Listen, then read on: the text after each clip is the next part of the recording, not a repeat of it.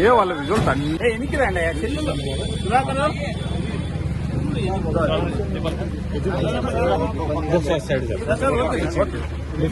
ఇబ్బంది ఏం రోజు వచ్చేది ఆయన వచ్చేది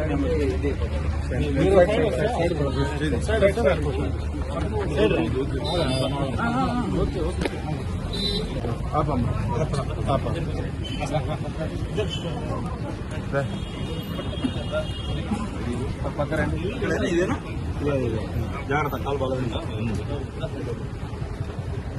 అబ్బు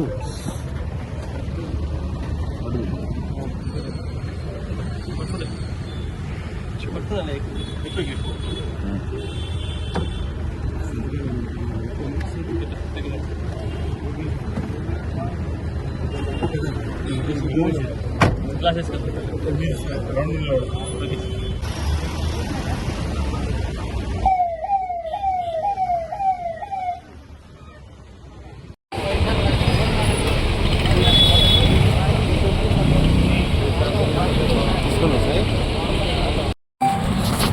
ఇది ప్లేట్ సైజ్ ఇది బాగుంది ఫుల్ క్లాత్ ఉంది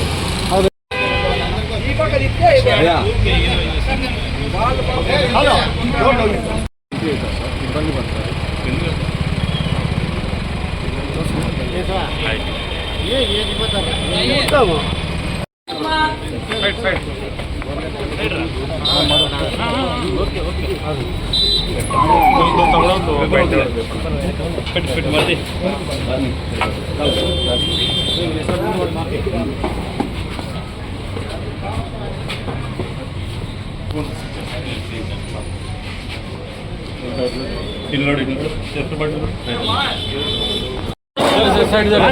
ఎట్లా మీరు నన్ను దుబ్బద్దనా కింద పడతా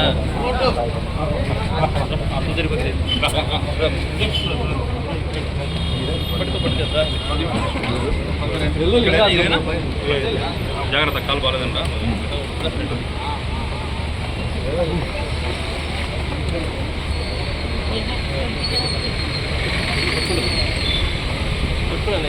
ఎక్కువ ఎక్కువ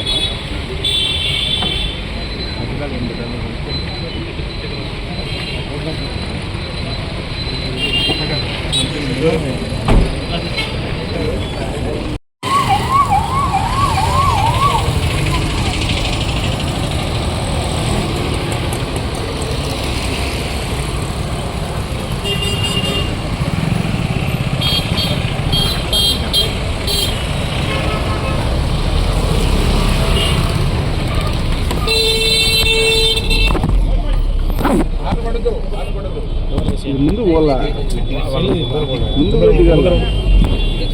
ముందర పంపి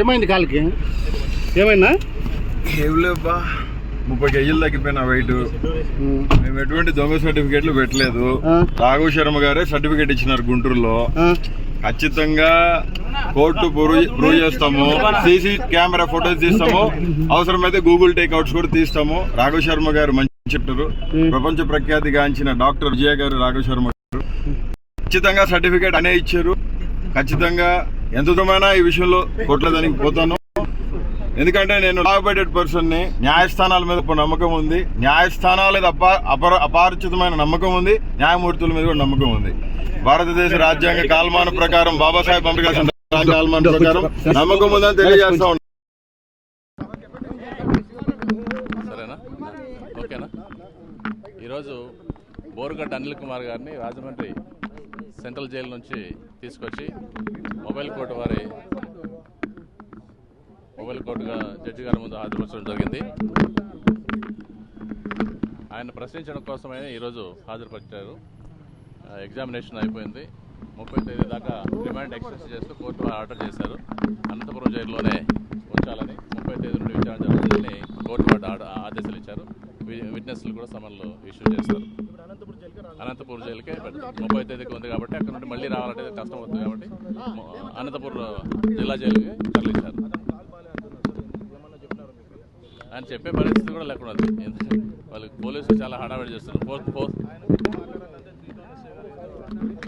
నాతో మాట్లాడారు అదే 3 టౌన్ కాదు 4th టౌన్. 4th టౌన్ అయినా వాళ్ళ కేసు సంబంధించి ఎక్సైజ్ కోర్టు నుండి ఫ్యామిలీ కోర్టుకు ట్రాన్స్ఫర్ అయింది. ఆ కేసు నంబర్ అయింది. 25వ తేదీకి వాయిదా ఉందని ఆయన చెప్పబోయాడు. కానీ ఇక్కడ ఆయన చెప్పడానికి లేదని మళ్ళీ వీళ్ళ పీపీని తీసుకొచ్చి పీపీ గారితో తెలియజేశారు. ఇంకా అక్కడ అది ఇంకా సమన్స్ స్టేజ్లో ఉంది. సమన్స్ ఇష్యూ చేయాలా ఫ్యామిలీ కోర్టుకు. నిన్ననే ఇంకా వెళ్ళలేదు. జిల్లా కోర్టు నుండి ఫ్యామిలీ కోర్టుకు వెళ్ళాలా. ఆయన ఎక్కువ అత్యుత్సాహం ప్రదర్శించారు. కేవలం ఫాల్స్ కేసులన్నీ ఆయన మీద పెట్టి ఏదో ప్రతి కేసులో ఇరికి చేసి ఆయన బయటకు రాకుండా చేయాలనే ఉద్దేశంతో ఎక్కువ కేసులు నమోదు చేస్తున్నారు. ఆయన ప్రభుత్వం నుండి ఆయనకు ఒత్తిడి ఉండడం వల్ల పొలిటికల్ ఇన్ఫ్లుయెన్స్ ప్రెజర్స్ ఉండడం వల్ల పోతురావు సిఐ గారు కూడా జడ్జి గారికి చెప్పబోయారు. జడ్జి గారు మీకు సంబంధించి ఇక్కడ కాదు మీరు కాదు చెప్పాల్సింది సంబంధిత పీపీ గారికి తెలియజేయండి అని చెప్పారు. ఆ పీపీ గారు వచ్చి చెప్పారు 25కి ఉంది, మళ్ళీ అక్కడ నుంచి తీసుకోవడం కష్టం అవుతుందని. కానీ అక్కడ ఇంకా సమన్స్ ఇష్యూ కాలేదు. ప్రొసీజర్ ప్రకారం ఆ కోర్టు ఫ్యామిలీ కోర్టు మళ్ళీ సమన్స్ ఇష్యూ చేయాలి, మా కోర్టులో హాజరుపరచండి అని. కానీ అది ఇష్యూ కాలేదు. ఈ కోర్టు విచారణకు ఉంది కాబట్టి, మొబైల్ కోర్టులో విచారణకు ఉంది కాబట్టి 30వ తేదీ దగ్గరే ఉంది కాబట్టి అనంతపూర్లోనే పెట్టాలని ఆయన జడ్జి గారు ఆదేశించారు.